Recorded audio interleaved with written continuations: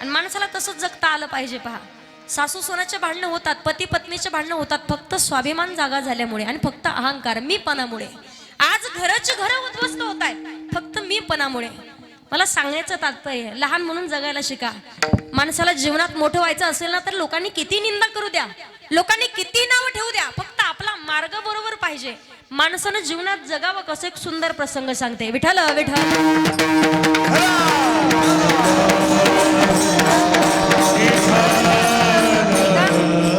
एका वेळेला एक शेतकरी होता. पहा, पहिला काळ असा होता, आपल्याला माहिती असेल, पहिल्या काळामध्ये शेती नांगरण्याकरिता ट्रॅक्टर नव्हते. बैलानं शेती नांगरल्या जायची. 1 एकर शेती नांगरण्याकरिता 15-15 दिवस निघून जायचे. त्यामुळे पिकं सुद्धा तेवढी चांगली नवीन येत होती, पिकं सुद्धा चांगली पिकत होती. आता ट्रॅक्टरने अर्ध्या 1 तासात 1 एकर शेती नांगरणं होती, अर्ध्या तासात पाऊण तासात 1 एकर शेती, 2 एकर, 10 एकर शेती. मला सांगण्याचं तात्पर्य, शेतकरी राजा बैल सोबत घेतले आणि शेती नांगरण्याकरिता निघाला. त्यानं एकदा डोंगराळा भाग होता, डोंगराळा भागामध्ये दिवसभर शेती नांगरली. दुपारचे उन्हाळ्याचे दिवस होते, कडाक्याचं ऊन पडलेलं. दुपारच्या वेळेला त्याला भूक लागली, भाकरीचं गाथोडं सोबत होतं, पाण्याची कॅन सोबत होती, थंडगार सावलीचं झाड पाहिलं. बैल चरण्याकरिता डोंगरात सोडले आणि झाडाखाली येऊन जेवण करत बसलं. पण त्यातला एक बैल म्हातारा होता. बैल चरता चरता चरता तो बैल एका विहिरीत पडला. जसा बैल विहिरीत पडला तर अख्ख्या झोडगावाचे लोक जमा झाले. लोक म्हणे, दादा तुमचा बैल विहिरीत पडला. हा म्हटला, दिवसभर काम करून थकलोय म्हणे, जीव दे म्हणे, पोटाला खाऊ द्या म्हणे, तू पडू दे, मेला तर मेला म्हणे. ती म्हणे, अहो मुका जीव त्याचा जीव असा घेऊ नका, दिवसभर काम करून घेताय, कित्येक वर्षापासून पाहतोय आणि त्याला खुशाल म्हणता मरू दे, मेला तर पडू द्या, पडला तर म्हणे असाही तो मरायलाच आलाय. त्याला क्रेन आणान, वरती काढान, त्याच्यापेक्षा अजून 2-4-50 हजार टाकले तर अजून नवीन चांगला बैल भेटल, मरू दे मेला तर म्हणे. झोडगावाचे लोक म्हणल्यावर तुमचं झालं मरू दे मेला तर, पण वास येईल, दुर्गंधी सुटेल. इथं वास आल्यावर आम्ही राहायचं कसं? ते म्हणे, एक काम करा, मग तुम्हाला दुर्गंधी येईल तर तुम्ही काय करा, अख्ख्या झोडगावाचा कचरा जमा करा आणि त्या बैलाच्या अंगावर टाका, म्हणजे तुम्हाला वास येणार, अजिबात दुर्गंधी येणार नाही, बैल खाली दबून राहील, टेन्शन घेऊ नका. झोडगावाच्या सगळ्या लोकांनी कचरा जमा करायला चालू केलं. बैलगाड्या कचरा आणायचे. पण प्राणी असू द्या कुठलाही, पहा कुठलाही प्राणी असू द्या, त्याच्या अंगावरती कचरा टाकला महादेव काका, तर कोणताच प्राणी अंगावर कचरा कधी ठेवत तुम्ही नसेल तर पहा. बैलाच्या अंगावर एक बैलगाडी कचरा टाकला की बैल अंग झटकायचा आणि कचऱ्याच्या वरती उभं राहायचं. बैल अंग झटकायचा, कचऱ्याच्या वरती उभं राहायचा. असं करत करत झोडगावातला कचरा संपला आणि अर्धी विहीर भरली. बैल त्याच्यावर उभा. झोडगावातला कचरा संपला, आता काय करायचं म्हणे, शेलूला जा. आता एवढे लांबून कचरा आणायचा कसा? ट्रॅक्टरच्या ट्रॉयल्या भरून कचरा. एक ट्रॉली कचरा टाकला की बैल अंग झटकायचा आणि कचऱ्याच्या वरती उभा राहायचा. असं करत करत कचऱ्याने विहीर पूर्ण भरली. बैल विहिरीच्या बाहेर आला आणि शेतकऱ्यानं परत बैल नांगराला जुंपला. मला सांगण्याचं तात्पर्य आहे, ज्या माणसाला जीवनात मोठं व्हायचंय ना, लोक फक्त आपल्या अंगावर कचरा टाकण्याचं काम करतात. लोकांनी आपल्या अंगावर कितीही निंद्याचा कचरा टाकण्याचं काम करू द्या, ज्याला जीवनात बैलासारखं अंग झटकून कचऱ्याच्या वरती उभं राहता आलं ना, तो माणूस आयुष्यात कधीच मागे राहत नाही. फक्त तसं जगता आलं पाहिजे. लोकांचं दमाने टाळ्या वाजवा, टेन्शन घेऊ नका. पहाटे 4 वाजता कीर्तन करणार आहे मी. वाटलं पाहिजे जेवायला एवढं लेट करेन ते का तुम्हाला? टाळ्या वाजायचे का पैसे मागितले काय? टाळे मी पैसे ठरलेत आधी, तुम्ही का टेन्शन घेऊ अजिबात. आता कवा बी नाही, गाडी गेली निघून आधीच. जेवायचे तेव्हा असतं. विठ्ठल विठ्ठल.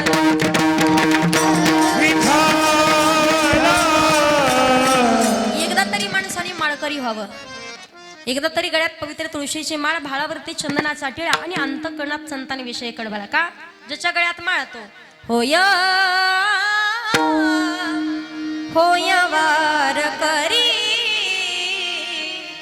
एकदा तरी पंढरपूरची वारी, पंढरीशी जारे आल्यानो दिनाचा सोयारा. पांडुरंग वाट पाही उभा, सगळे जण म्हणा, म्हणताना मावशा वाट पाही उभा,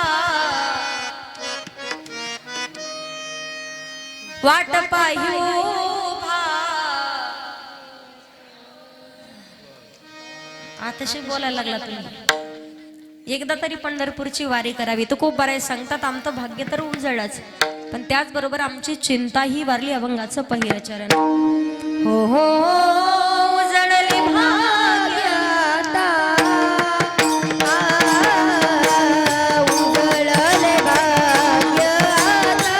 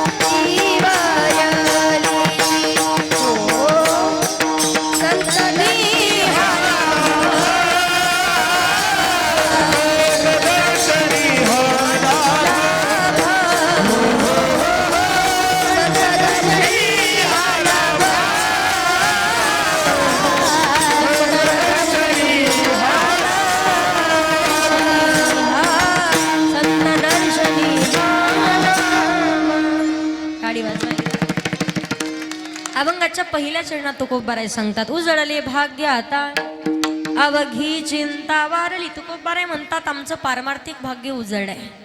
आणि पुढे म्हणतात की चिंताही वारली. मग प्रश्न हा पडतो, परमार्थ करणाऱ्या माणसाला नेमकी चिंता कशाची असते?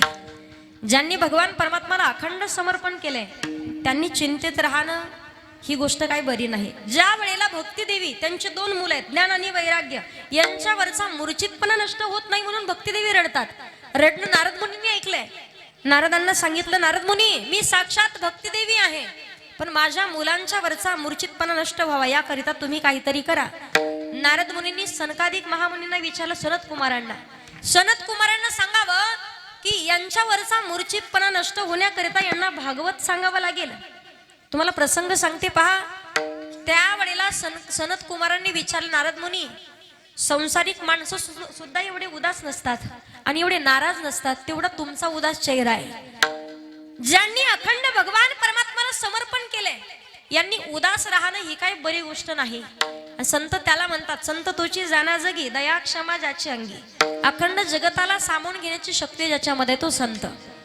ज्या वेळेला आपण पाहतो आज लाखोवधीनं महाराज मंडळी ज्यांच्या नावावरती पोट भरवण्याचं काम करतायत ना, एक काळ असा होता की त्यांच्या झोळीमध्ये लोकांनी पिठाचा कण सुद्धा राहू दिला नाही. अन्नाचा कणही त्यांच्या झोळीमध्ये नव्हता. राग आला, स्वतः झोपडीमध्ये आतमधून बंद करून घेतलं, ध्यानस्थ बसलेत, पद्मासनामध्ये समाधी लावून बसलेत. सोपान काका सांगतायत, आल्याच्या नंतर पाहिलं निवृत्तीनाथ सांगतायत, पण कोणाचं ऐकायला तयार नाहीत. शेवटी चिमुकल्या मुक्ताबाई समोर आल्या आणि मुक्ताबाईंनी समजावून सांगावं, दादा जग जर आग झालं ना तर आपल्याला पाणी होण्याचं काम करावं लागतं. योगी पावना मनाचा, योगी पावना मनाचा, योगी पावना मनाचा, योगी पावना मनाचा.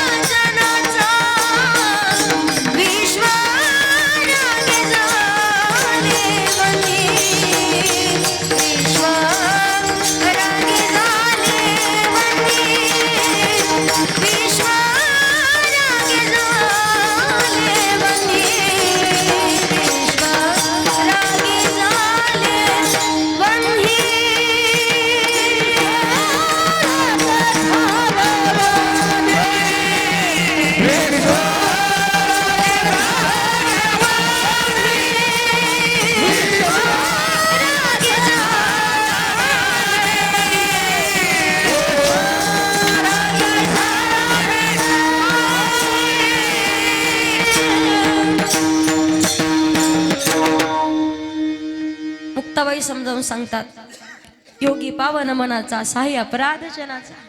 जग जर आग झालं ना तर माऊली आपल्याला पाणी होण्याचं काम करावं लागेल. सांगू तुम्हाला, कदाचित श्री संत मुक्ताबाई नसताना तर भावार्थ दीपिका, ज्ञानेश्वरी आणि हरिपाठासारखा महान ग्रंथ आपल्यापर्यंत नसता पोहोचला. पहा, सांगण्याचं तात्पर्य आहे, विश्वपट ब्रह्मदोरा ताटी उघडा ज्ञानेश्वरा. जगताचे अपराध सामावून घेण्याची शक्ती ज्यांची त्याला संत म्हणतात. जगाला दुःख झाल्याच्या नंतर जे दुःखी होतात ते संत आहेत, आणि जगाला दुःख झाल्याच्या नंतर जे सुखी होतात ते म्हणजे जीव, तुम्ही आम्ही. शेजाऱ्याचं वाटोळ झालं तर बऱ्याच लोकांना आनंद वाटतो. शेजाऱ्याचं वाटोळ झालं, एखाद्याचा कापूस पेटला, एखाद्याची म्हैस मेली तर आनंद वाटतो, बरं झालं असं घडायला पाहिजे होतं. पण जगताला दुःख झाल्याच्या नंतर दुःखी होतात ते फक्त साधू संत असतात. पहा, जगाच्या कल्याणा संताच्या विभूती देह कष्टविती परोपकारी अखंड उपकार करत असतात. उपकार करणारे 3 लोक आहेत. आई वडील उपकार करतात, भगवंत उपकार करतात आणि संतही उपकार करतात. आई वडील उपकार करतात पण तो त्यांच्या लेकरांच्या पुरता मर्यादित आहे. जेवढी आई नितांत स्वतःच्या लेकरावरती प्रेम करते ना तेवढं पुतण्यावरती सुद्धा करत नाही. उपकार करते पण स्वतःच्या लेकरावरती.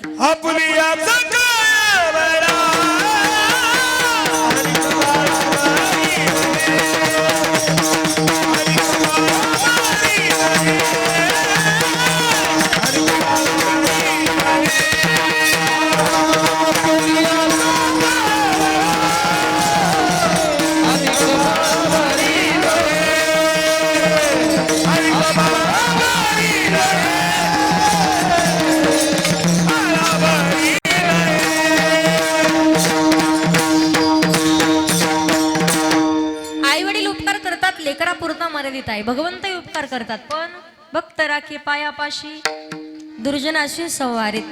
जो त्यांचं भजन करेल त्याच्यावरतीच उपकार आहे. पण संत अशा आहेत तिथे दुर्जन येऊ द्या आणि सज्जन येऊ द्या. कोळ्याची कीर्ती वाढली गहन आणि केले रामायण रामादी.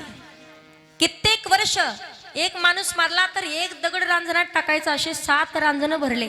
पण नारद मुनींसारख्या संताची संगती झाली तर जीवनाचा उद्धार आहे. उपकार केलाय सांगण्याचं तात्पर्य आहे. संताची संगती जीवनात लाभली तर जीवनाचा उद्धार आहे. पण त्यावेळेला सुद्धा आपण पाहतो नारद मुनी दुःखी आहेत. जे दुःखी होतात जगताच्या दुःखानं ते संत असतात.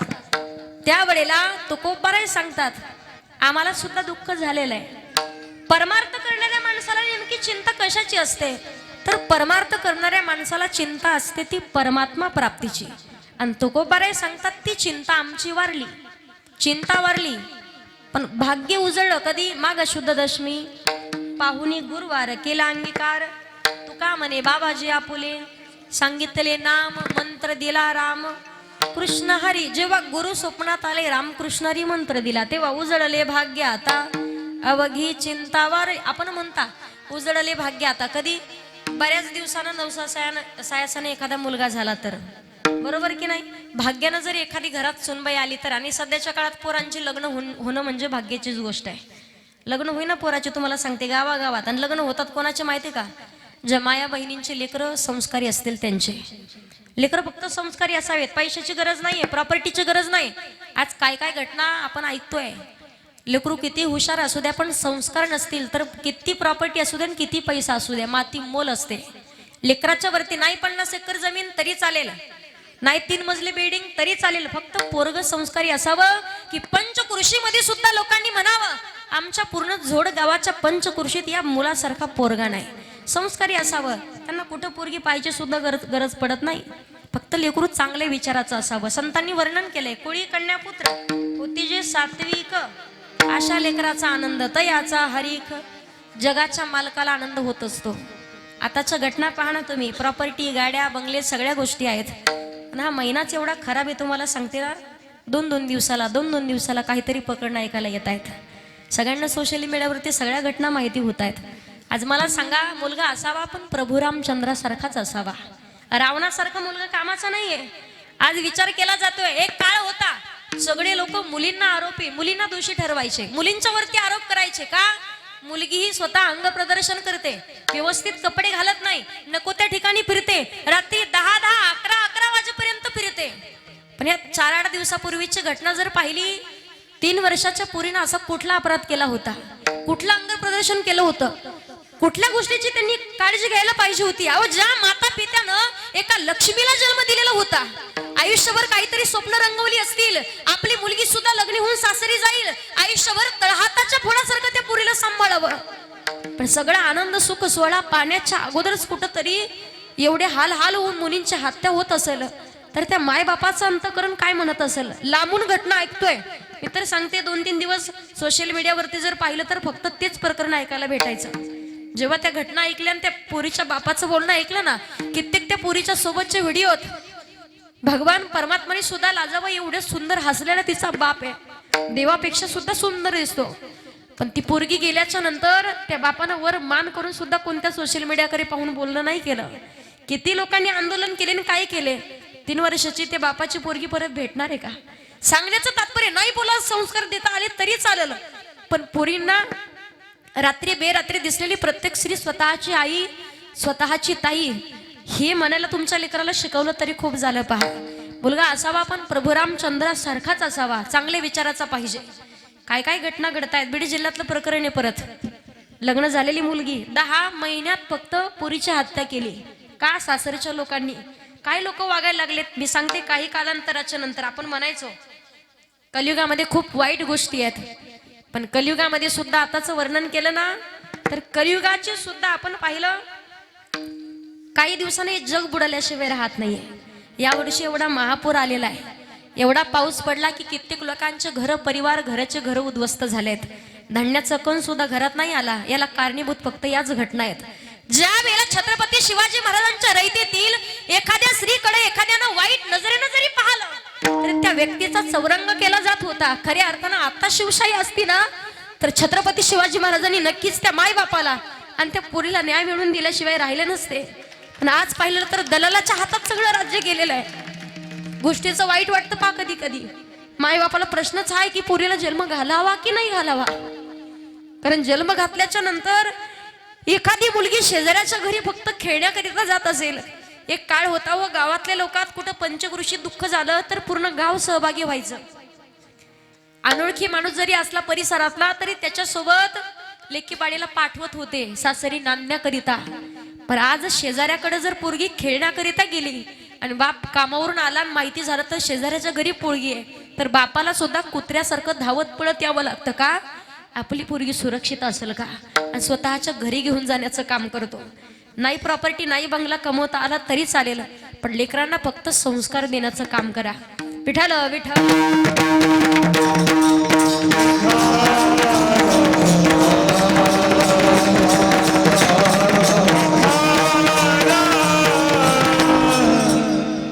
मुलगा असावा पण चांगले विचाराचा पाहिजे. भगवान परमात्माला प्रार्थना करायची, पुत्र दे ऐसा गुण राजाचा तिही लोकी झेंडा आणि कन्या तरी ऐसी दे जैशी मीरा मुक्ताबाई. मुलगा असावा प्रभू रामचंद्रासारखा, मुलगा असावा बाळ ध्रुवासारखा, मुलगा असावा भक्त प्रल्हादांच्या सारखा आणि मुलगा असावा महाराष्ट्राचे राजे छत्रपती शिवाजी महाराजांसारखा. चांगल्या विचाराचा मुलगा पाहिजे. आज देव देश आणि धर्म ज्यांच्यामुळे जिवंत आहे ते केवळ महाराष्ट्राचे राजे छत्रपती शिवाजी महाराज. आपल्या दारात तुळस, मंदिरावर कळस, महिलांच्या कपाळावरती कुंकू, पुरुषांच्या कपाळावरती बुक्का, महिलांच्या नाकात नथ आणि पुरुषांच्या ओठावर मिशी कुणामुळे जिवंत आहे? केवळ महाराष्ट्राचे राजे छत्रपती शिवाजी महाराजांमुळे जिवंत आहे. हे विसरून नाही चालणार आपल्याला. म्हणून त्या राजांसाठी म्हटलं जातं पहा. सगळ्यांनी हात वरती घ्यायचे तर माझ्यासोबत टाळी वाजवून म्हणायचं. थोडीशी थंडी सोडा बाजूला, घ्या हात वरती सगळ्यांनी. वाघाच्या जातीची पोलाद छातीची जगात वैभवशाली. हात वरती.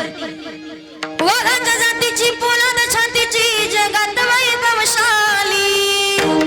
माझ्या राजाची जयंती आली, शिवरायाची जयंती आली. माझ्या राजाची जयंती आली, शिवरायाची जयंती आली.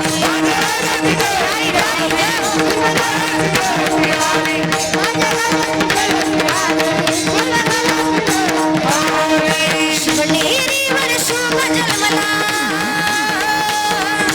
शिवनेरीवर शुभ जन्मला राजांचा अधिपती, साऱ्या राजांचा अधिपती.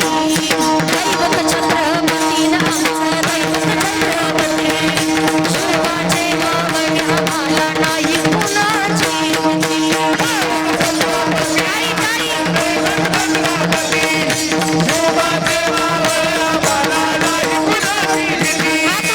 सर्वांनी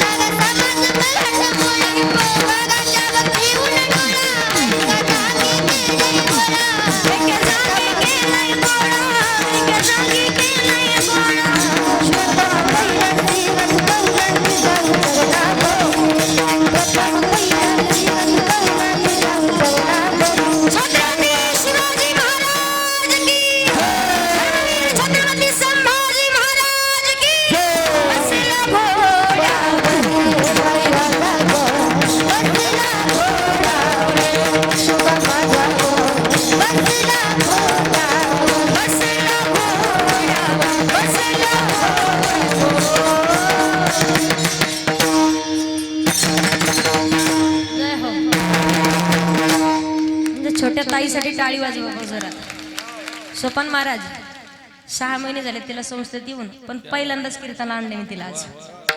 रोज दुसऱ्या मुली असतात, हेच तर भविष्यातले नामांकित कीर्तनकार होणारे असतात. पहा, टाळी वाजवायची जोरात एकदा. सगळ्यांनी माझ्या पाठीमागे म्हणायचंय, उभं राहिलेले सोडून, छत्रपती शिवाजी महाराज की, धर्मवीर छत्रपती संभाजी महाराज की जय हो. टाळी वाजवायला तुम्ही तुमच्याकरिता. आणि बऱ्याच लोकांनीच ते नाटकं केली. बोली एवढं तोंड, आवाज मात्र निघत नाही. सांगण्याचं तात्पर्य मुलगा असावा प्रभू रामचंद्रासारखा, छत्रपती शिवाजी महाराजांसारखा. आताचे पोरं पहा तुम्ही, कुठले संस्कार आणि कुठल्या काही गोष्टी. नाटकं केल्याने छत्रपती शिवाजी महाराज होत नाही. नुसती दाढी वाढवली, नुसते कानात कुंडल घातले. दारू पिऊन पहाटे 3-3 वाजेपर्यंत जयंती करणारे, साजरे करणारे लोक आहेत. पोरं पहाटे 3-3 वाजेपर्यंत दारू पिऊन नाचतात. महाराजांना सुद्धा वाटत असेल तलवार काढून याच मावळ्याच्या डोक्यात घालाव. ही छत्रपती शिवाजी महाराजांची जयंती नाहीये. माणसाचे विचार चांगले असावे, त्यांचे विचार आचरणात आणण्याचं काम करा. शिवजयंती आपोआप साजरी झाल्याशिवाय राहत नाहीये. सगळ्या महिला मंडळांना सांगणं माझं, मुलाला चांगले संस्कार देण्याचं काम करा. बरेच लोक पोरग संस्कारी निवडा म्हणून अशा पोरांकडे पाहतात आणि आळंदीला शिकायला सुद्धा टाकतात. पण नशिबात नसेल तर तुम्हाला सांगते मी, शिकायला टाकतात, 4-4 वर्ष संस्थेत राहतात आळंदीला, आणि फक्त धोतर घालायला शिकून येतं. कारण संतांनी वर्णन केले, सुशीलो मात्र पुण्येन पितृ पुण्येन चतुरता, उदार वंश पुण्येन आत्म पुण्येन सौभाग्यता. चांगल्या विचाराचा मुलगा निवडण्याकरिता त्याच्या आई वडिलाचं, त्याच्या कुळाचं, त्याच्या परंपरेचं आणि स्वतःचं सुद्धा पूर्वजन्मीचं पुण्य शिल्लक असावं. त्याशिवाय या गोष्टी घडत नाहीत. मुलगा असावा पण चांगले विचाराचा, मुलगी असावी संत जनाबाई, संत मुक्ताबाई, संत बहिणाबाई सारखी चांगले विचाराची मुलगी पाहिजे. आताच्या पुरी लग्न होऊन सासरी गेल्या, एक सांग कामी, दुसरी कानपाडी, तिसरी आगाव कामीन, चौथा प्रकारे हुंदाडा. कळतं तुम्हाला? तिने जोडगावात भाकरी करावं, अख्ख्या जोडगावात कळतं कुणाची सून भाकरी करते. थपडांग थपडांग. आताच्या पोरी तर भाकरीच येत नाही. कुठले संस्कार कशाचं काय. लग्न होईपर्यंत बापाला टेन्शन आणि लग्न झालं मालकाला टेन्शन. तुम्हाला एक प्रसंग सांगते पहा. एके बापाला 3 मुली, एक होती तुतानी, एक होती गेंगाणी, एक होती बोबडी. तिघीच्या 3 तर लग्नच जमाना. बापानं एवढी स्थळं पाहिली पण कोणताच मुलगा यांना पास करणार. पण शेवटी भानगड अशी झाली, बापानं सांगितलं पोरीनो हा आपला शेवटचा प्रयत्न आहे. 3 मुली होत्या, शेवटचा प्रयत्न आहे, हा प्रयत्न फेल गेला तर तुमचं लग्न व्हायचं नाही. मग शेवटचं स्थळ पाहतो. 3घी जणी सख्या जावा, 3घी जणी एकाच घरात जाणार. पण उद्या पाहुणे पाहून गेल्याच्या नंतर पोरींनो कोणी शब्दही बोलायचा. कोणी म्हटले पप्पा आम्ही येत नाही बोलणार. दुसऱ्या दिवशी पाहुणे आले. सकाळी पाहुणे नाश्त्याला हजर. नाश्ता झाला, दुपारची वेळ, जेवणाची वेळ. दुपारी 12 वाजता पाहुणे जेवायला बसले. पोराचे मामा जेवायला बसले. पण मामा म्हणतात सकाळपासून आलो, एकही पोरगी बोला नका, का मुक्यात नसतील. लोक आता म्हणतात ज्याची बायको मुकी तो सगळ्यात. पण मुक्या भेटतात कुठं. नवऱ्याला म्हणते काय काय सांभाळू. नवरा म्हणतो मी सगळं सांभाळतो, तू फक्त तुझं तोंड सांभाळा. कारण कधी काय बोलल बाई सांगता येत. ज्या वेळेला सांगितलं बोलू नका. मामा म्हणे जेवण होईपर्यंत पोरींना बोलतं करायचं. पंचपक्वानाचं भोजनाचं ताट हजर. मामा जेवायला बसले. त्यामध्ये पुरणाची पोळी होती, कढी होती, आमटी होती, बासुंदी होती, ज्वारीची भाकरी होती, बाजरीची भाकरी होती, वांग्याचं भरीत होतं, बटाटा होता, पापड होतं, लोणचं होतं, गुलाबजाम होते, जिलेबी होती. तोंडाला पाणी नका सुटी देऊ फक्त. पंचपक्वानाचं भोजनाचं ताट आणि त्यामध्ये सुंदर जिरा मोहऱ्याची कढीपत्त्याची फोडणी दिलेली कढीची वाटी. कढीचा पदार्थ पुढे आला आणि मामाने अशी कढीमध्ये 5 बोटं बुडले. जशी बोटं बुडले तसा मामाने असा फुरका मारला. जसा फुरका मारला मामा म्हणतात वा काय कढी झाली. अशी कढी आजपर्यंत खाल्ली नव्हती म्हणे. काय काय घातलं असेल या कढीला, कोणी केली असेल ही कढी. जिनं कढी केली तर पातीलच उचलून घराच्या बाहेर पडत सुटली. बाई बाई बाई बाई ताय दांगू तुम्हाला तकल पतून धामाधूम झाले. त्यात देव दातलं मिव दातलं, देव का तुम्हाला पली पली म्हणे. वालू का कली घ्या ना थोली थोली. मामाने डोळे पांढरे केले. तेवढ्या दुसरी आली. ती म्हणती अगं कशाला बोलली. एवढं बोलायला तिने अर्धा तास घातला. तिसरी आली. ती म्हणती काय केलं तुम्ही. पप्पांनी सांगितलं होतं ना बोलू नका. बोलण्या चांगला गोतना दाना बोलण्या जमण्यानं मोडणं जमण्यानं कन्नक नाही जोडगाव. जे ताटावरचे पाहुणे उठून पळाले त्यांनी अजून जोडगावाचं तोंड नाही पाहिलं. विठ्ठल विठ्ठल. मुलगी असावी पण संत जनाबाई सारखी. ज्या मुलीसाठी जगाच्या मालकानं ये ग विठाबाई माझे पंढरीची आई रोज पहाटेच्या वेळी जातं झटकून घ्यावं. जातेवरती म्हणायच्या, सुंदर माझे जाते ग फिरते बहुतुके, ओव्या गाऊ कौतुके तू म्हणा, ओव्या गाऊ कौतुके तू. गाणे करतात आपण जातेवरचे, आता गाणी नाही राहिले. संत जनाबाई सांगतात, तुझ्या कृपेने मला विठ्ठला काही नाही मुने, माय बाबा काही नाही मुने, पांडुरंगा काही नाही मुने, विठ्ठला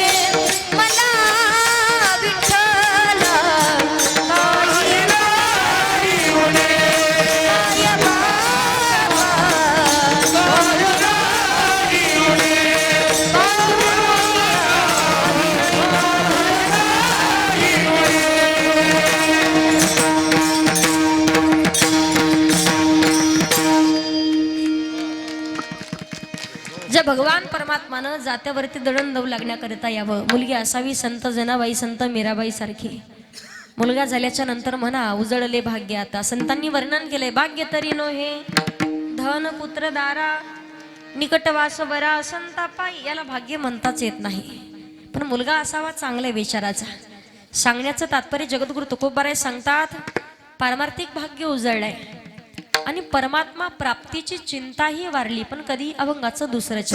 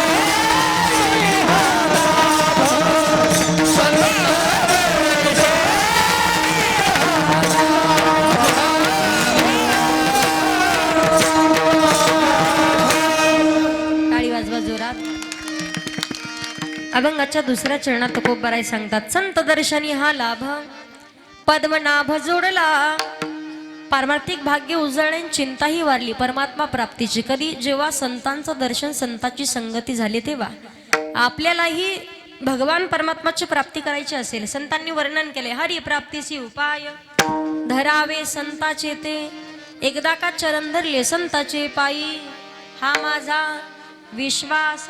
देवाच्या संतांच्या चरणावर विश्वास ठेवाल तर भगवंताच्या चरणापर्यंत पोहोचायला वेळ लागत नाही. तुकोबारींनी वर्णन केले, देवा सुख वसे तुझे पायी मज ठेवी तये ठाई. संतांच्या चरणावरच विश्वास ठेवावा लागेल का? संताविन प्राप्ती नाही ऐसे वेद देती ग्वाही. संताची संगती का करावी? भिल्ल कुळात जन्माला आलेली शबरी माता मातंग ऋषीने सारख्या संताची संगती झाली तर जीवनाचा उद्धार आहे. भगवान प्रभू रामचंद्र भेटण्याकरिता आलेत. त्याच्या पुढे पाहिलं आपण वाल्या कोड्याला नारद मुनींसारख्या संतांची संगती झाली तर जीवनाचा उद्धार आहे.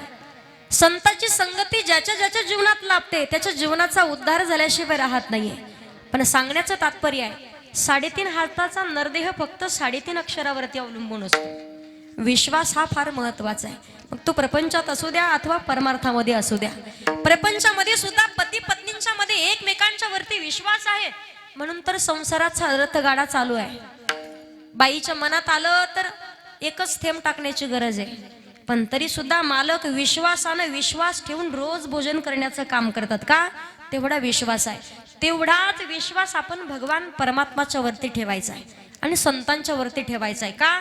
भगवान परमात्मा वरती किती विश्वास असावा. सुंदर असा प्रसंग आहे. ज्या वेळेला महाभारताचे युद्ध होणार आहे त्या युद्धाच्या अगोदर दुर्योधन आणि अर्जुन भगवंताला भेटण्याकरिता आलेत. दुर्योधन आला भगवान परमात्माच्या डोक्याजवळ बसला. अर्जुन आला भगवंताच्या चरणाजवळ बसला. सगळ्यात पहिले देवानं कोणाला पाहिलं? अर्जुनाला.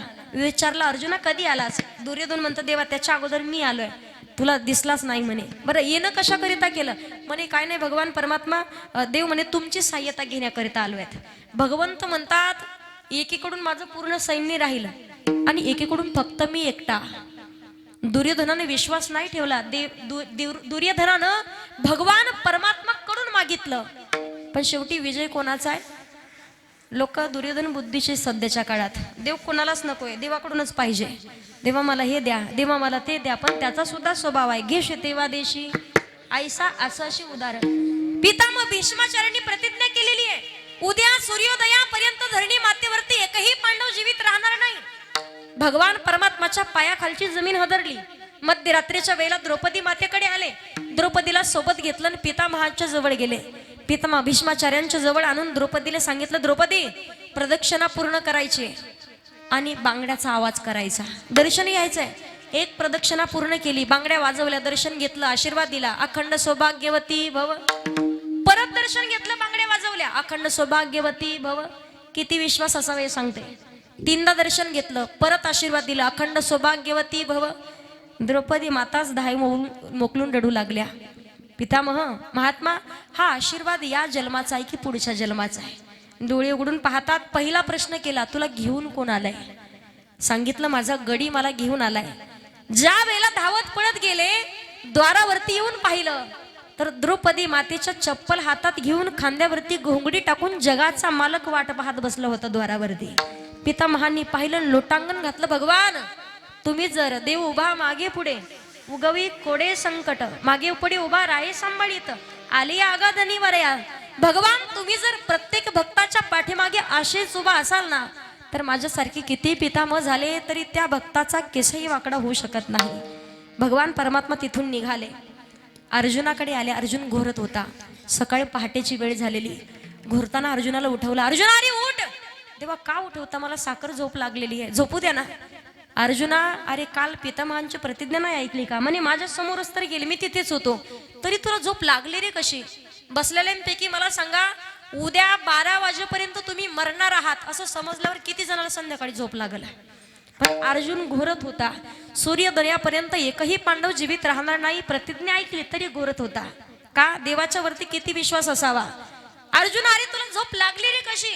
अर्जुनानं दिलेलं उत्तर फार सुंदर आहे. अर्जुन म्हणतो, देवा आम्हाला जिवंत ठेवणारा जर जागा असेल तर आम्हाला जागा राहण्याची काय गरज आहे?